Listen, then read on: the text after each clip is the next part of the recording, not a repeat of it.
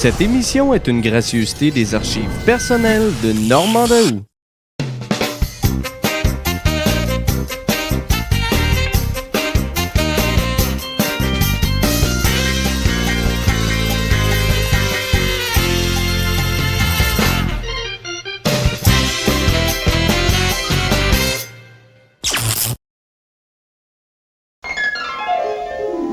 Une émission couleur de Radio-Canada. Après la pause, une équipe de la vie d'artiste pose un regard original sur notre société. Le Québec vu par sa pub.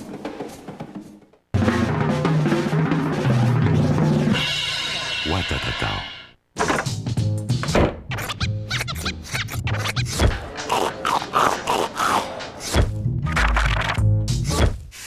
Cœur 15, une émission à écouter et à voir. Un gars, une fille, jeudi 19h30.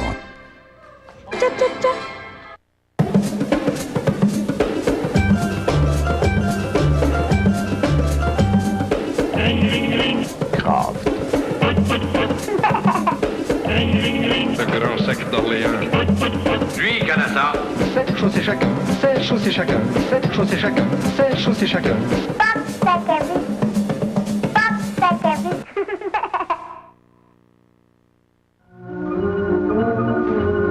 Ah, comme ça, un cadeau pour le retour de vide. C'est bien simple, tiens, regarde, droit devant toi. Eh oui, des players, évidemment. C'est l'histoire du Québec, quand vous regardez la pub. Voici un message de l'Union nationale. Est-il nécessaire de vous démontrer que l'Union nationale vous comprend? J'ai des nouvelles pour vous autres. La bière O'Keeffe monte en popularité. Jean Coutu, qui annonce Rothman, c'est l'histoire du Québec. Parce que naturellement, la Rothman's King Size est faite de tabac plus léger, plus doux. C'est l'histoire en son détail concret. Ça va de la machine à laver jusqu'à nos plus grandes aspirations nationales, jusqu'aux plus grands problèmes philosophiques. 4 jours pendant lesquels le magasin Pavoisé de Fleurs vous accueillera avec le sourire et l'accent français. On vit en français. Knowing French in Quebec is a plus, n'est-ce pas? Dad, let's go. Allons-y. La publicité est de son époque. Allez hop, casquette. Un concepteur publicitaire, c'est quelqu'un qui peut pressentir les courants à venir. Allez hop, casquette. Allez hop, allez hop, allez hop. C'est du solide, j'achète. Dites le mot on ne peut pas être efficace en tant que publicitaire si on n'a pas le pouls, l'état d'âme, si on ne sent pas l'état d'âme de la société à tout moment. T'as pas d'allure, toi, non? Mais comment tu fais pour écrire des paroles si songées? Y'a rien là, mec. La poésie, elle est là-dedans. OK. Le publicitaire est un gars simple qui veut rendre tout le monde heureux, vous savez, au fond. Qu'est-ce que fait donc chanter les petits smarts? C'est les petits puddings, Laura, Il faut savoir une chose là, qui est quand même fascinante.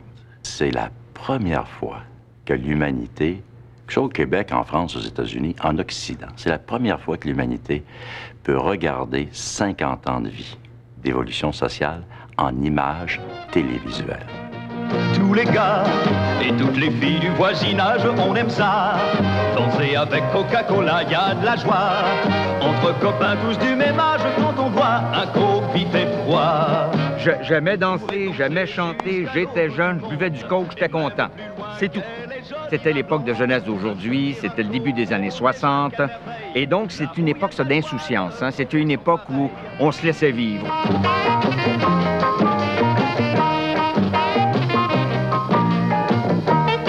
Ça s'est fait sur un plateau avec des jeunes filles qui étaient à l'époque, c'était même pas des comédiennes, ça, hein, c'était des groupies. C'était des filles là, qui m'aimaient vraiment moi. Là. Alors donc c'était formidable. Ah, les amis, la vie est belle pour les jeunes, c'est Coca-Cola.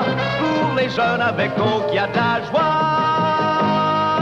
Quelque chose qui m'a fasciné, Serge Laprade qui chante la joie en dansant le twist. Dans un habit luisant. Tout est démodé là-dedans. et sa beauté, et son sex appeal, et la danse elle-même. Alors, on est là, puis on peut penser facilement que tout ça est ridicule. Parce que c'est une mesure du ridicule, la télé aussi, quand on se regarde. Mais c'est pas si ridicule que ça, parce qu'une annonce Molson Dry Hard Rock, aujourd'hui, c'est pareil. C'est le même party.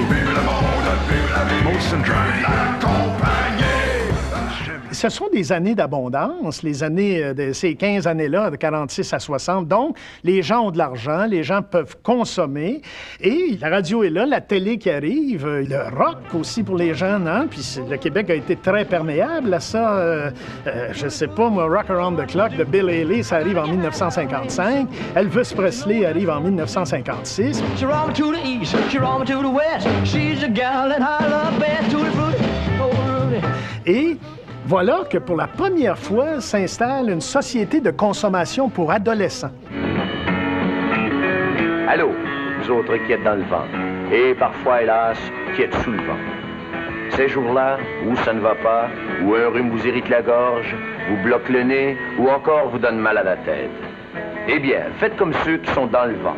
Fiez-vous au bon sirop Mathieu pour soulager cette toux due au rhume. Il y avait un culte vraiment de la jeunesse qui commençait là, à prendre forme. Donc, les adultes avaient, je pense, beaucoup de pression d'être jeunes, d'adopter des idées jeunes, des valeurs jeunes. Et c'était donc sans doute un avantage pour les annonceurs à l'époque de se positionner comme étant un produit jeune, moderne. Soyez moderne et chic. Buvez, servez du Pepsi. Il vous rafraîchit Pepsi. N'avez jamais fait d'emprunt. Soyez moderne, prenez la Pepsi. Idéalement, dans les années 1950, la cible privilégiée de la publicité, c'est le ménage de col blanc installé en banlieue. Parce que ce sont les gens qui consomment le plus des biens durables. Ce sont vraiment les porteurs du progrès. Quelle semaine merveilleuse! Pierre a reçu de l'avancement. Le temps était venu d'acheter une voiture neuve, une véritable voiture de luxe. Accès facile, tapis luxueux, ressorts en spirale comme ceux de mon canapé. Du brocart superbe. Une voiture si luxueuse et qui ne coûte pas plus cher que les meilleurs modèles de prix moyen. C'est formidable de posséder une voiture de luxe quand on est encore assez jeune pour en jouir pleinement. Il y a toute une industrie qui s'installe, hein, de petits outils manuels quotidiens pour tailler sa haie, faire sa pelouse, des chamois puis des minous pour frotter son auto, pour la faire briller, avec de la cire en pâte pour les automobiles. Tu sais, c'est vraiment, là, c'est le développement, là, le petit bonheur, je dirais, qui s'assoit, qui se définit durant les années 50. Une femme qui siffle? Non, mais quand même. Ah, mais je comprends. Cette maison vient d'être rénovée avec des revêtements en aluminium de marque Alcan. C'est après la Deuxième Guerre mondiale qu'un publicitaire de génie a regardé les terrains qui étaient autour de la ville de New York et s'est dit, tiens, si on construisait des petites maisons comme on construisait des chars d'assaut, on pourrait offrir ces petites maisons à des gens, centaines de gens, des milliers de gens. Et puis il a inventé le centre d'achat, enfin le shopping center, il a inventé la banlieue, qui est une invention récente. Et une fois que vous êtes en banlieue, vous êtes effectivement à ce moment-là à la portée de l'abondance, mais ça n'est pas la création de la banlieue qui a amené l'abondance. L'abondance est arrivée avec la banlieue. La consommation comme telle qu'on l'entend aujourd'hui, ça a commencé quand? Moi, je dirais que ça a commencé à peu près au milieu du 19e siècle. Hein? Ça fait quand même 150 ans. Et ça commence avec des produits agricoles. Hein? On le voit dans le domaine de l'agriculture. On invente, par exemple, la moissonneuse. Après ça, une moissonneuse-batteuse. Bon, ben là, on va s'en aller dans les campagnes. Les compagnies vont utiliser des porte-paroles. Parfois même, ça va être le clergé, pour approcher les cultivateurs et leur dire, ben, écoutez, mettez de côté le cheval et achetez cette belle machine qui va vous donner 30 fois plus de rendement dans le même temps qu'un cheval. Au début du siècle, puis même au 19e siècle, on faisait de l'information avec la pub. On informait le consommateur. Voici, nous avons découvert ceci, ce produit est disponible. C'est ancien, ça. En fait, quand on a fabriqué quelque chose et on veut le vendre, il faut en informer l'éventuel acheteur. Il faut comprendre qu'il y avait plusieurs nouvelles catégories de produits ou de services qui étaient introduites. Alors, si on introduit du papier aluminium, la feuille alu, à ce moment-là, il faut expliquer aux gens comment utiliser le produit. Vous tenteriez d'escalader une montagne à l'aide de papier d'aluminium alcan? Évidemment non. Tiendrions à l'Est le meilleur ami de l'homme avec du papier d'aluminium alcan? Évidemment non. Mais dans la cuisine, le nouveau papier d'aluminium Alcan est idéal pour la cuisson, l'emballage, la congélation, le capsulage. Si épais, si résistant. Un produit réellement canadien. À qui le dites-vous?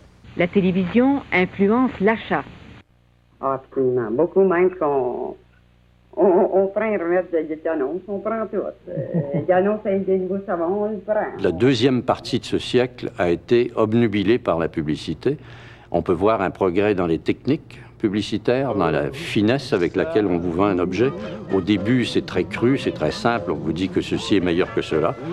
Et sans faire d'efforts particuliers pour transformer l'objet. Puis peu à peu, on se rend compte qu'il faut persuader, non pas simplement informer, qu'il faut transformer, qu'il faut mentir jusqu'à un certain point pour faire valoir les qualités de ce que l'on vend. Est-ce que c'est suffisant là, pour vous suggérer d'acheter de telle? Ah oui, non, oui. Moi, je me laisse impressionner énormément par les annonces. On sait toujours ce qu'on fait quand on fait de la publicité.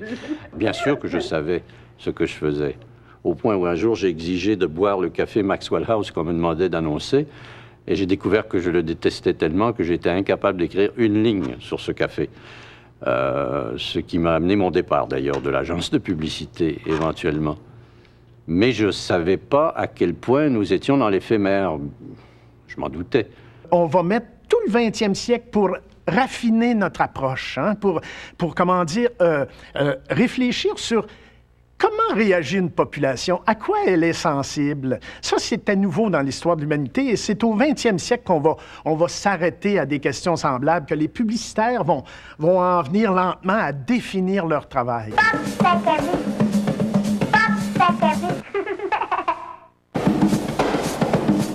Le matin du débarquement, nous sommes debout de très bonne heure.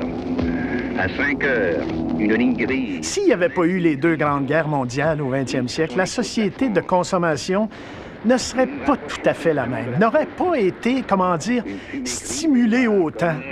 Dans les raffineries et les hauts fourneaux secrets, les Canadiens français préparent leur réponse à la menace nazie. Il y a un fait intéressant, les premières affiches créées en français l'ont été pour le recrutement des soldats durant la guerre de 1914. Alors, on ne pouvait pas, évidemment, utiliser les mêmes arguments que dans le reste du Commonwealth. Alors, ils ont fait des campagnes spéciales pour les Québécois. Êtes-vous pour ou contre la conscription? Jamais la population de la province de Québec n'approuvera la conscription pour le service militaire. Gouvernement, vous avez dit la conscription n'est pas nécessaire. La même chose en 1939, alors que toute la publicité était traduite, encore à cette époque-là. Le recrutement des soldats pour l'armée, c'est encore fait avec des annonces spéciales. Vous avez les Québécois sont de grands voyageurs, allons défendre nos ancêtres, alors que finalement, on se joignait aux troupes anglaises pour aller se faire planter sur les plages de Normandie. Un très beau voyage, je vous jure. La publicité de la guerre, elle est à deux niveaux. Elle est d'abord en faveur de la guerre, bien sûr, puisqu'elle est faite, elle est gouvernementale. Dans un premier temps, dans les années 14-17, c'est une publicité racoleuse et littéraire où l'on cherche à faire croire aux gens qu'ils vont pouvoir partir défendre la France, les vieux pays, leur patrimoine. Il y a un appel aux Canadiens français catholiques directement. Dans la Deuxième Guerre mondiale, on s'adresse aussi aux Canadiens français, mais de façon plus subtile. Le gouvernement ne demande pas qu'on le débarrasse des bêtes sauvages. Il désire qu'on lui ramène des conscrits. Aussi accordera-t-il un montant de 2,5 $ par tête de conscrits vivants que ce bureau de détectives aura su localiser.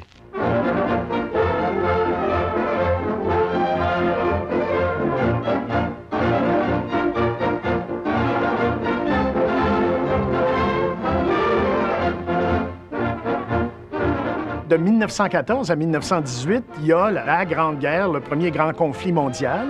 Et là, pendant ce conflit-là, tout autant que pendant le deuxième, d'ailleurs, après coup, de 39 à 45, voilà que toutes les énergies de l'Occident vont être mises à l'effort de guerre. L'appel récent que nous avons reçu du front occidental devrait les inciter à réaliser que les industries de guerre doivent encore avoir la priorité sur la main-d'œuvre disponible. Donc, en temps de guerre, la société de consommation doit s'assoupir. Il lui est demandé, d'ailleurs, de se calmer par les gouvernements, qui passent des politiques pour empêcher les gens de dépenser sur des banalités, de mettre leur argent dans des choses futiles. On dit aux gens, vous dépensez, mais seulement dans les industries de guerre. Vous prenez votre argent et aidez-nous à fabriquer des armes. Portez des bas plus résistants pour le travail et prenez soin particulièrement des bas que vous possédez. Et n'oubliez pas, il n'y a pas de déshonneur à porter des bas reprisés. Je suivrai vos conseils, monsieur. Bravo. Et c'est vrai qu'il y a encore des hommes qui meurent là-bas, au fond. Alors, la question des bas de soie devient bien puérile quand on songe à la guerre. Les femmes ont été sollicitées pour donner leur concours. Mais rouler ça une journée de temps, une femme, c'est pas fait pour rouler 2 jours. Les femmes ont été appelées à faire leur pas et partout, elles ont répondu avec enthousiasme. Je me souviens de ça à la fin de la guerre. Le gouvernement avait besoin d'emprunter énormément d'argent. Alors, il vidait tous les fonds de tiroir, les bas de laine des gens. Et on avait toutes sortes d'annonces pour nous inciter à vivre. Et une des annonces, c'est une annonce faite aux femmes où on dit aux femmes, la guerre, c'est notre guerre. Prions, travaillons et prêtons. Les bons de la victoire. Et je pense pas, je vois pas beaucoup de gouvernements aujourd'hui qui inviteraient les gens à prier. Mais à la fin de la guerre, c'était à la mode. C'était non seulement à la mode, c'était même un besoin. Les hommes étaient partis à la guerre, ils se faisaient casser la margoulette de l'autre côté, plusieurs y ont laissé leur peau. Alors la prière, elle faisait partie du décor quotidien. Des milliers de personnes sont massées à l'angle des rues Peel et Dorchester. Je vous parle de la foule à Montréal, une foule qui n'arrive pas à contenir son enthousiasme depuis l'annonce de la victoire alliée sur les forces nazies. Il y a 1000 façons de regarder la Deuxième Guerre mondiale. Les années 1939-1945. C'est une guerre qui ne devait pas avoir lieu. Il ne devait plus y avoir de guerre au 20e siècle. Elle a eu lieu. Cette guerre permettait au monde à la fois de s'entretuer, mais de s'ouvrir. Il n'y en a pas d'autre comme la fleur. Oh là là! L'amour! J'avais oublié que mon nouveau Joe, il fait autant de mousse. Ils ont raison de dire que le nouveau Joe, il mousse plus que jamais. Il mousse quelque chose de rare. Son lavage, il était pas rien que net. Regardez votre beau couvre-lit blanc. Tant qu'à laver, moi, j'aime à laver comme il faut. Tu sais, Madeleine, il y a si longtemps que j'ai honte de mes mains. Hein? Et douce et savoureux, il n'y en a pas d'autre comme la fleur. De 1946 à 1960, il y a 2 courants. Il y a le courant conservateur qui se perpétue, le chant de la campagne, des valeurs traditionnelles, du monde rural, et patati et patata.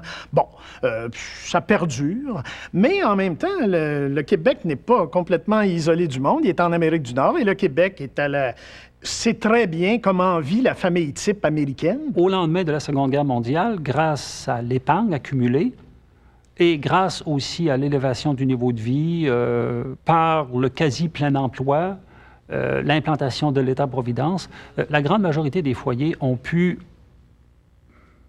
acquérir, tout au moins petit à petit, ou rêver d'acquérir à brève échéance ce que la publicité leur offrait. Les liqueurs Fortier vous invitent à ramasser les capsules des bouteilles format familial afin de vous procurer toutes sortes de cadeaux presque à moitié prix. Un beau camion d'armée avec canon atomique. Procurez-vous chacun de ces cadeaux presque à moitié prix avec 8 capsules format familial des liqueurs Fortier. Quand la guerre cesse, voilà que là, les usines qui ne tournaient que pour que pour nourrir la guerre, eh bien, doivent se réorienter. Le capitalisme veut que ces machines-là tournent à aussi vive allure que pendant la guerre. Et là, on se dit, bon, plutôt que de faire des armes avec ces machines-là, fabriquons des produits ménagers. Pour la maîtresse de maison moderne, le réfrigérateur, en préservant la fraîcheur des aliments, représente une assurance de bonne santé. C'est l'explosion des produits qui vont faciliter la tâche. Comment préparez-vous votre breuvage du petit déjeuner? Devez-vous presser et tamiser? Vous acharner à vider une canette? Lutter contre une grosse boîte? Pourtant, regardez, une innovation des fabricants de Bird's Eye. Time! C'est fascinant, on le voit dans la publicité. Au Québec en particulier, c'est le rude débat entre la ville et la campagne aussi. Le paysan canadien-français a foi dans la vie simple qui apporte avec elle tant de récompenses. Il croit que les véritables joies de la vie se trouvent non pas dans les plaisirs factices des villes, mais dans la franche camaraderie qui existe entre les membres d'une paroisse rurale. Après la Deuxième Guerre mondiale, il y a un effort du gouvernement du Québec, le gouvernement Duplessis, qui est au pouvoir depuis 1944.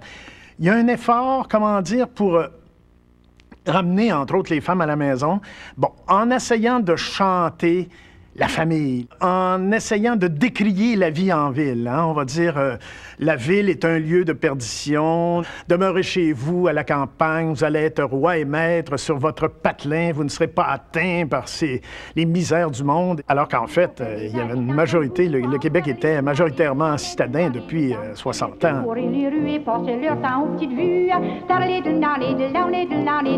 Tout en cultivant leur chant, ils développaient leur talent. C'est avec ces gens-là qu'a prospéré notre Canada. C'est sûr que sur la Terre, on avait une vie très dure. Les colons avaient une vie très dure, mais ils avaient de quoi se nourrir. Il y avait des animaux qu'ils pouvaient tuer, il y avait des légumes qu'ils pouvaient cultiver. Donc les gens, sans vivre grassement, vivaient quand même convenablement. Alors que dans les villes, on crevait de faim. Faut avoir connu, là, je suis trop jeune, mais mon père me rapportait, moi, comment il avait connu ça à l'époque, des filets de gens qui allaient aux soupes populaires. C'est toute cette publicité de cette fédération, c'était pas uniquement dans un désir de ramener les gens en arrière de l'ère de développement économique ou de l'ère industrielle. C'était une nécessité pour que les gens vivent. Ah, le beau dimanche. Voici mon Jaco, comme il grandit vite. Et puis mes filles, gentilles à craquer dans leur robe de popeline. On dirait des robes neuves. Mon homme, maintenant, si beau dans sa belle chemise blanche. Oui, je suis fière de ma famille, parce que quand vient le jour du lavage, j'emploie Cheer maintenant. Fini la tentation des primes. Cheer me donne la meilleure prime de toutes, puisqu'il rend tout mon linge plus blanc, plus net. Pendant la guerre, la femme est obligée de travailler parce que le mari est parti, pour toutes sortes de raisons. Après la Seconde Guerre mondiale, le mari peut assurer un niveau de vie convenable à l'ensemble du foyer. Donc, la femme a la liberté de rester à la maison et de gérer le foyer grâce à l'acquisition des biens durables. Alors, c'est présenté comme une libération. Tiens, une lettre de maman. Je la lirai tout à l'heure. La facture d'électricité, déjà 2 mois. Comme le temps passe. Mais j'ai quand même fait beaucoup de choses en 2 mois. J'ai fait 480 toasts. 480 toasts. Et tout le lavage. J'ai lavé et repassé tout ça. Et la vaisselle. 3600 morceaux. Sans compter les ustensiles, les chaudrons. Et puis ce n'est pas tout. Mais ce n'est pas moi qui ai fait tout ça. En vérité, c'est l'électricité. Quand je songe aux femmes d'autrefois, j'ai quand même de la chance de pouvoir compter sur l'électricité. Je dois vous raconter une petite anecdote, c'est que dans ma famille, j'ai eu un moment de gloire avec ce commercial-là, mais à mes dépens. C'est que je suis pas quelqu'un de très, très, très domestique. Et c'était de notoriété familiale que jamais je faisais ma vaisselle. J'avais même jeté un service complet au lendemain d'un dîner où j'avais reçu toute la troupe au théâtre parce que je trouvais que, premièrement, il était pas très beau. Deuxièmement, ça m'embêtait de le laver. Alors, l'histoire de l'Hydro-Québec, avec les 350 assiettes que j'ai lavées dans la semaine, ou je ne sais trop, ça faisait hurler de rire ma famille.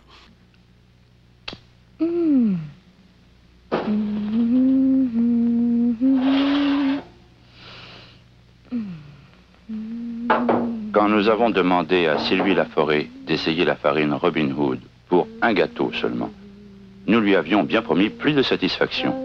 Mais avec la farine Robin Hood, c'est plus qu'une promesse, c'est une garantie. Car on vous remboursera plus que votre argent si vous n'êtes pas tout à fait satisfaite.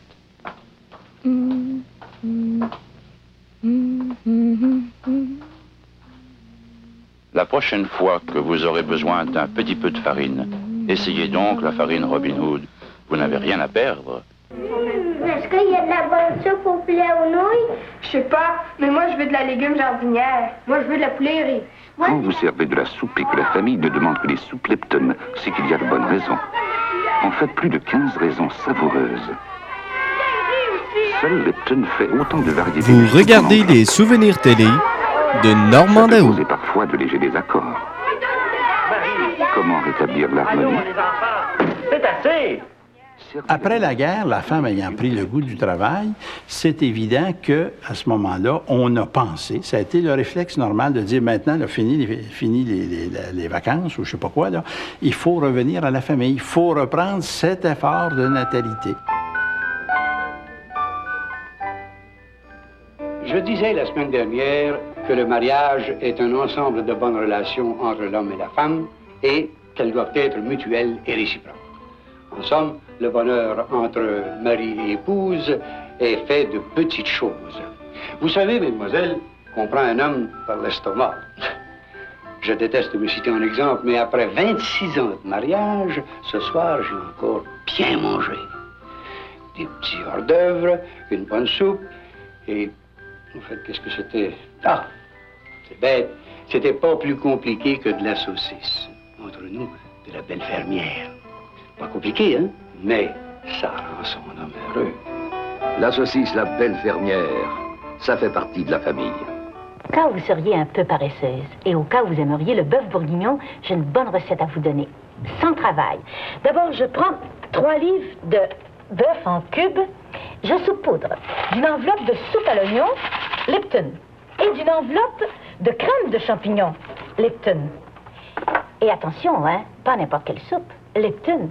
Et là, j'arrose de 2 tasses de vin rouge sec, bon marché. Je ferme hermétiquement et je place au four, 200 degrés, de 8 heures du matin à 6 heures du soir. Pas de travail. Facile et rapide, le pudding Jell-O instantané est le plus léger, le meilleur et le plus savoureux pudding instantané qui soit si facile à apprêter. Vous n'avez qu'à ajouter au lait et à battre. Il n'y a rien comme le pudding Jell-O instantané pour rendre votre travail agréable et rehausser l'apparence de vos repas. Il suffit d'une simple garniture pour donner une note personnelle au pudding Jell-O instantané dont tous les membres de votre famille raffoleront. Le Jell-O, c'est un peu l'ancêtre d'une catégorie d'aliments qu'on appelle aux États-Unis le speed scratch. C'est-à-dire, c'est les aliments qui nous font sauver énormément de temps, mais tout en nous donnant l'impression de cuisiner. Dans les années où on voit ce produit annoncé, je crois que c'est dans les années 50, il y avait beaucoup de culpabilité de la part des femmes de ne pas cuisiner, de ne pas préparer un repas de A à Z à partir des ingrédients de base. Ça fait 39 ans aujourd'hui qu'on est mariés, Gédéon. Oh, tiens, c'est bien vrai. Ah, comprends, à cette heure. Quelle est sa mère? Tiens, t'es bien. À quoi? Là? Je t'ai menti, Gédéon. Hein? La tourtière, là, c'est pas la mienne. C'est la tourtière t'as eu faire. Puis après, t'as bien fait. T'as eu faire, c'est le meilleur ami de la cuisinière. Un autre tubet pour la tourtière. T'as eu faire. Piment rondin. Dans les années 50, on voit apparaître... et là, il y a une belle image. Moi, j'ai des souvenirs de Jean Coutu avec ses Rothman. Je vous dire, j'accroche là-dessus, mais la Rothman, Jean Coutu. Jean Coutu avait une voix extraordinaire. Mais le Jean Coutu qui annonce la Rothman est imberbe, il est beau, il est bien peigné, il a une cravate, tout ça. C'est l'homme moderne des années 50. Le même comédien jouait le survenant à l'époque, à la télévision. Là, il y avait une chemise à carreaux, il arrivait de Dieu sait où, c'était un vieux mythe, hein, il jouait le survenant. Donc, l'homme traditionnel qui fumait des... On les voyait, là, les deux pôles. Et on commençait à travailler sur une identité.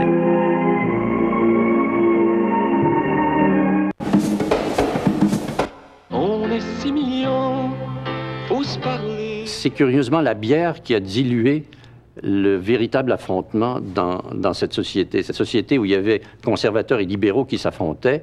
On essayait de les noyer dans un gallon de bière en leur disant, vous savez, c'est pas ça qui est important. Ce qui est important, c'est de se parler, d'être ensemble contre Ottawa. Oui, j'ai remarqué ça. Le monde, quand tu connais, c'est toujours du bon monde. Ça prouve qu'il faut se parler. On est 6 millions, faut se parler. Gabriel Lachance, Rougemont, et c'est Madeleine. Dis-moi comment tu t'appelles. Chez Jacques Cloutier, Saint-Jean-Port-Joli. Dans ce domaine-là, des hymnes, je pense que celui qui a fait le plus beau coup de tout, c'est François Dompierre, au moment où il a fait la musique de « On est 6 millions, faut se parler ». Ça avait été reçu comme un chef-d'œuvre. On est 6 millions, faut se parler. François Tremblay, allemand. J'ai marié une Tremblay. Du travail de nos mains, de ce qu'on fera demain. C'est une campagne qui a été critiquée et par le Québec, politiquement, et par le Québec et par Ottawa. Du monde à connaître.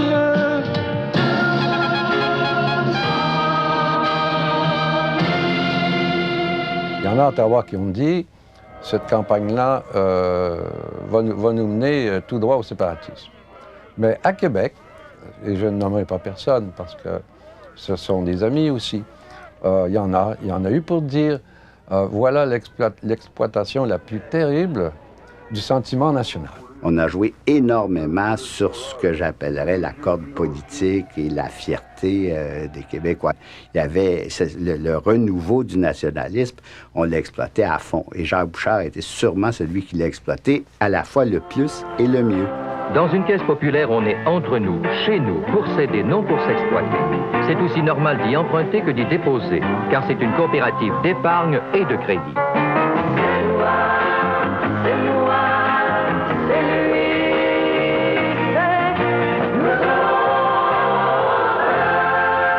La caisse populaire Desjardins.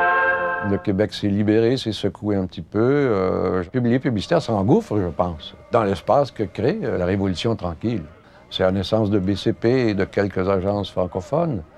Malgré la demande générale,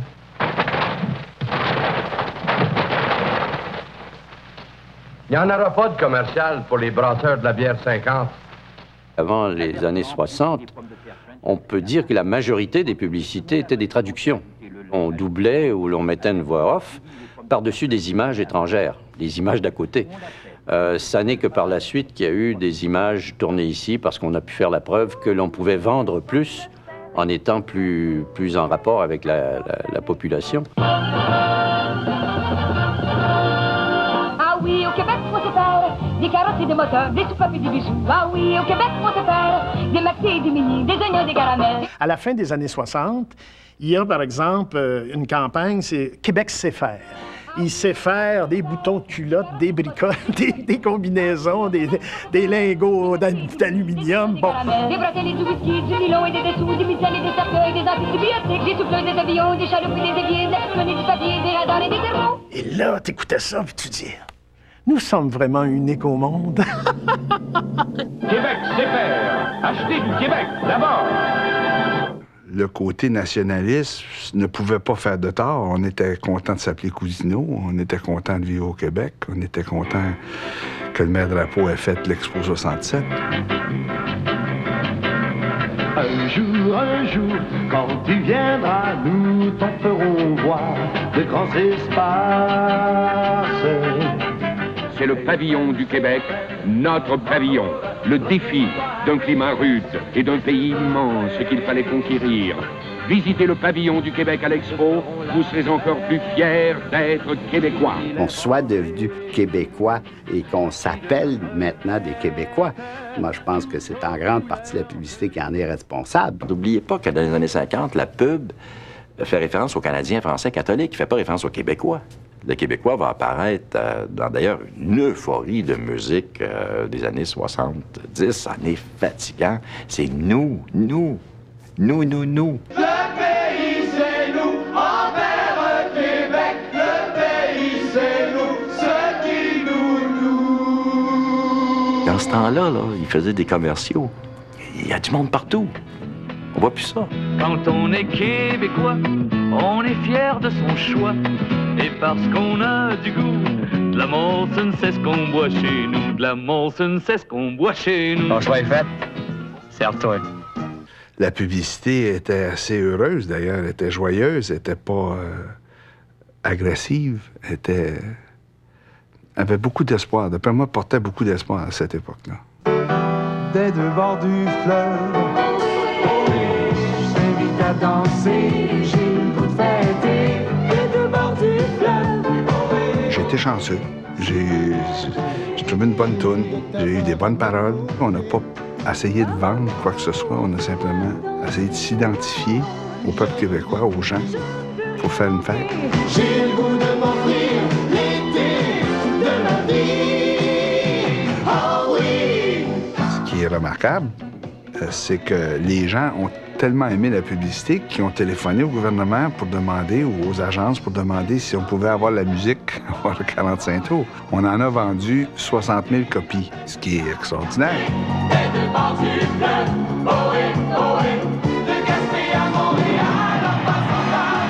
Il y a toujours un besoin des Québécois. Moi, je l'ai toujours ressenti personnellement, d'être reconnu, d'être un peuple. J'ai senti que notre identité passait par la publicité parfois. Au Québec, ça paye, je pense. Hein? J'ai jamais vu de chiffre, mais je suis sûr que ça paye, puisqu'on continue. On nous a vendu du fromage, hein, le petit Québec. Là, tu dis, nous autres, au Québec, on est fort sur le fromage doux. Mais bien sûr, mon petit. Les Français canadiens préfèrent de toute évidence le goût du fromage doux. Ouais. Le petit Québec, c'est un fromage canadien doux qui est drôlement bon. Le produit ailleurs au Canada s'appelle Cracker Barrel. Alors, c'est un nom qui ne passerait pas nécessairement très bien au Québec, là. C'est une façon de distinguer ce produit-là des autres produits. Le petit Québec aux Français canadiens. Ben voyons donc, faut dire le petit Québec aux Québécois. C'est le côté le plus agaçant, le plus pernicieux de la publicité, qui est celui de la récupération. Parler du petit Québec à propos d'un fromage, c'est faire un pays qui est un petit pays. On est né pour un petit pain, pourquoi pas pour le petit Québec, etc.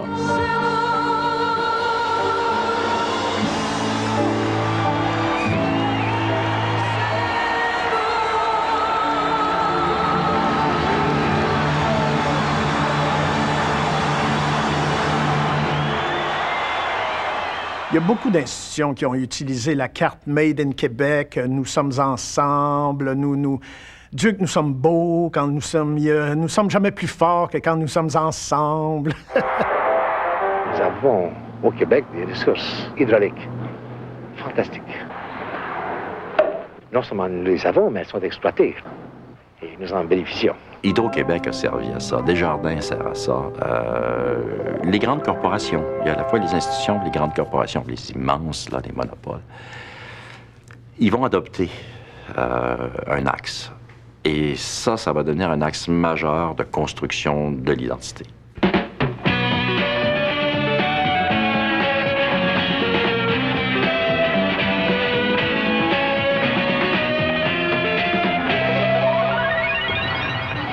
Oui, on est 12 000.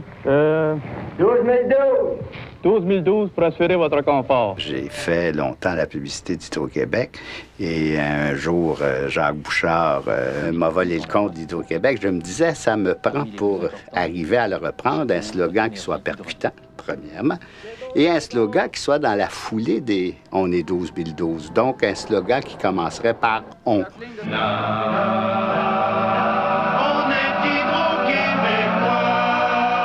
Tout de suite est venue la connotation politique.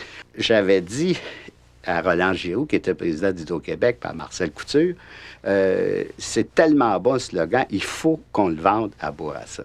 On s'est dit, c'est une bonne façon d'empêcher le Parti québécois d'associer uniquement à son parti les Québécois. Et c'est comme ça que Bourassa a acheté le slogan. Nous, c'est l'énergie, mon bout d'un fil.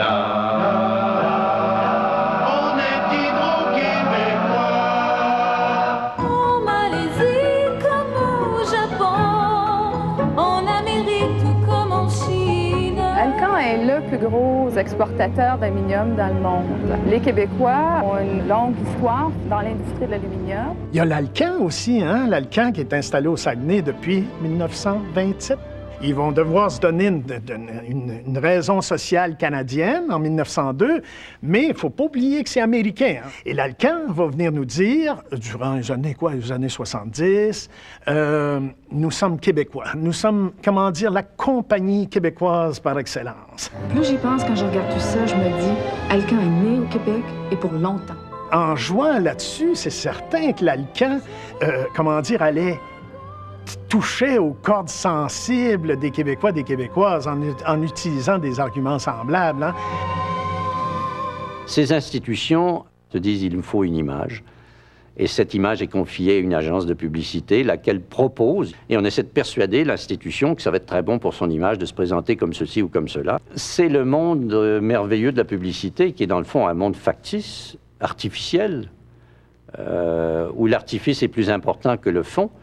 Et je suis sûr que vous sortiriez demain matin la publicité d'Hydro-Québec d'autrefois, nous sommes 12 012 pour vous servir, que ça marcherait tout aussi bien, les gens s'imaginant qu'il y a effectivement encore 12 012 employés, alors qu'il y a un bon moment qu'il y en a 400 000 qui sont disparus.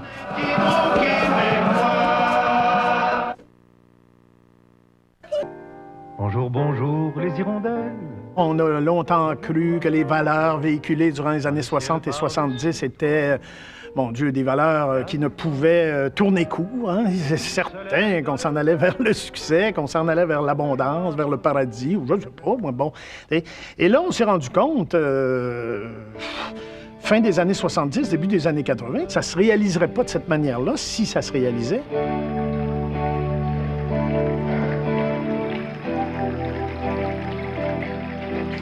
On a tourné ça, je m'en souviens très bien. On était au mois de février, je crois. Le jour me semblait en cet après-midi d'été. Si pour être heureux.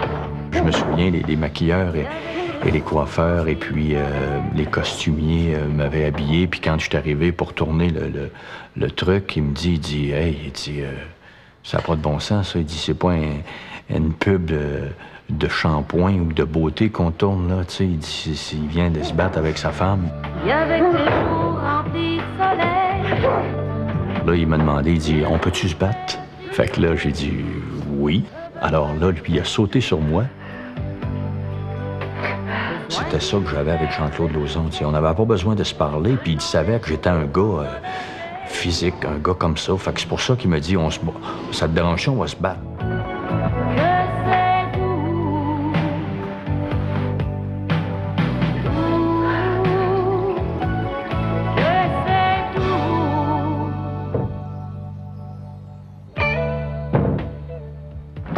La publicité est devenue soudainement plus brutale aussi, littéralement, tu sais, est venue nous jeter, un peu à l'image du téléjournal, ma foi, elle est venue nous jeter à la face des images parfois insupportables. Hein. J'ai dû faire personnellement la première campagne pour les enfants maltraités. Une chose qu'il ne fallait pas toucher au Québec. C'était tabou. Nos enfants maltraités tombaient toujours en bas d'un escalier. Jamais ils se faisaient taper dessus.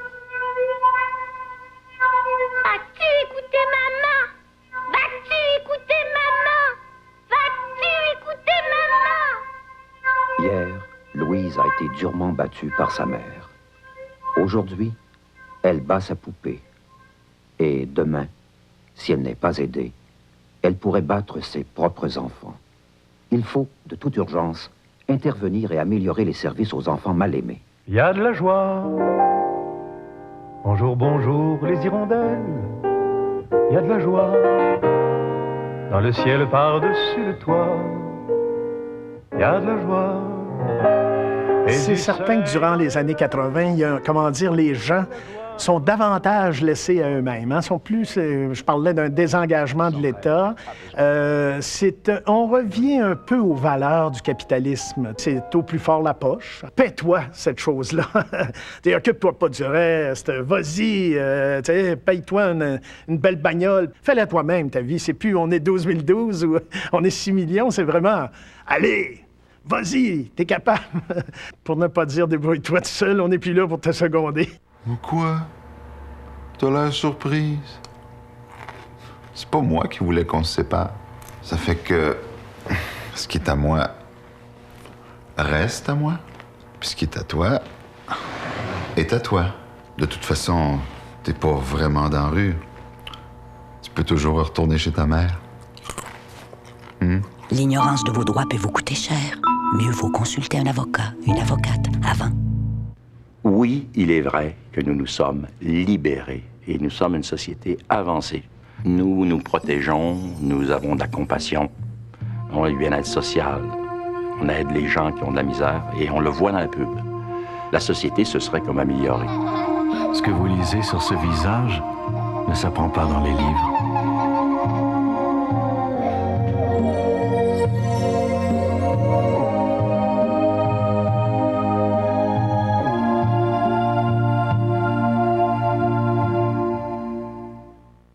sûr que les prêtres sont plus là.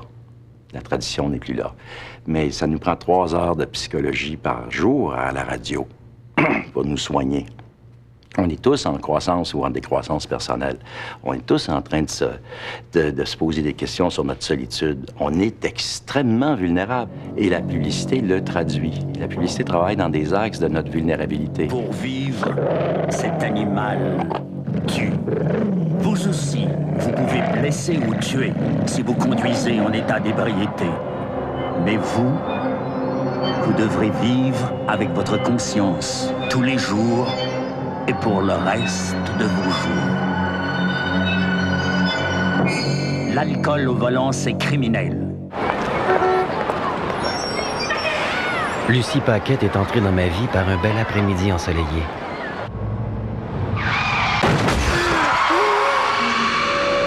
Et elle n'en est jamais ressortie. Et elle n'en est jamais ressortie.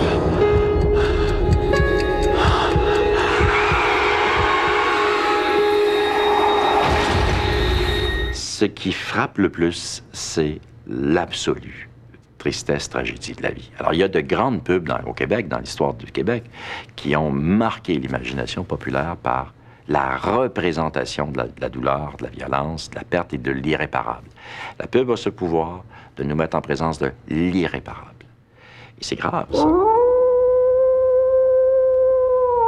La pub, faut dire une chose, c'est que c'est fascinant, on ne peut pas y résister, mais c'est comme, je dirais une expression, c'est comme un clown triste. C'est une sorte de drame qui nous concerne tous en Occident.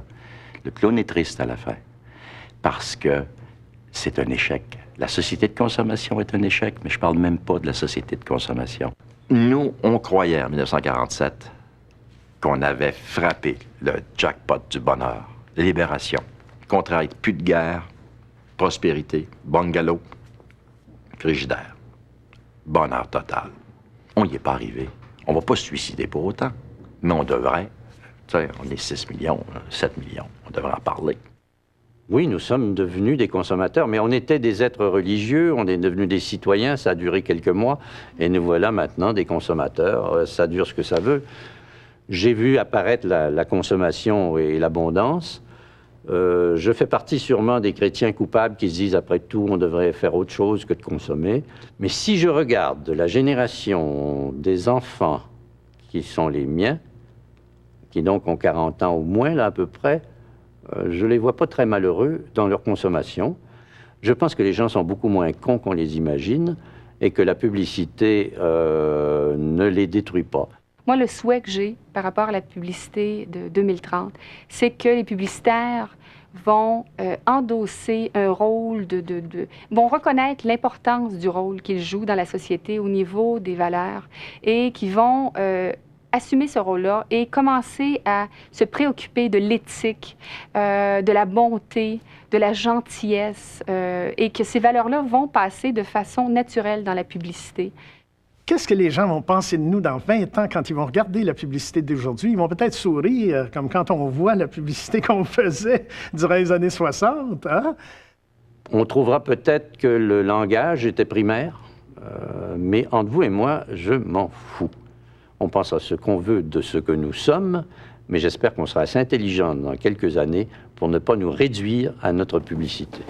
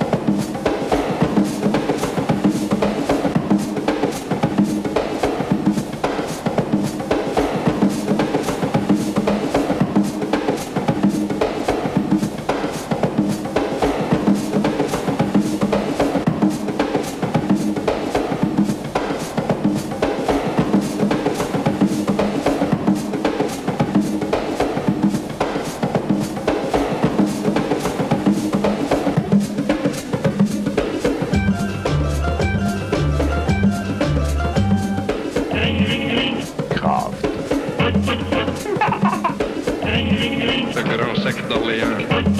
Lui, Canada. 7 chaussées chacun, 7 chaussées chacun, 7 chaussées chacun, 7 chaussées chacun.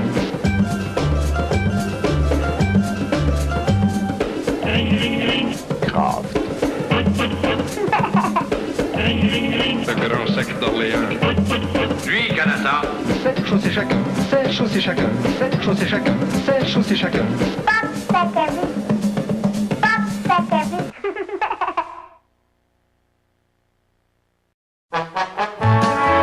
Cette émission est une gracieuseté des archives personnelles de Normand Daou.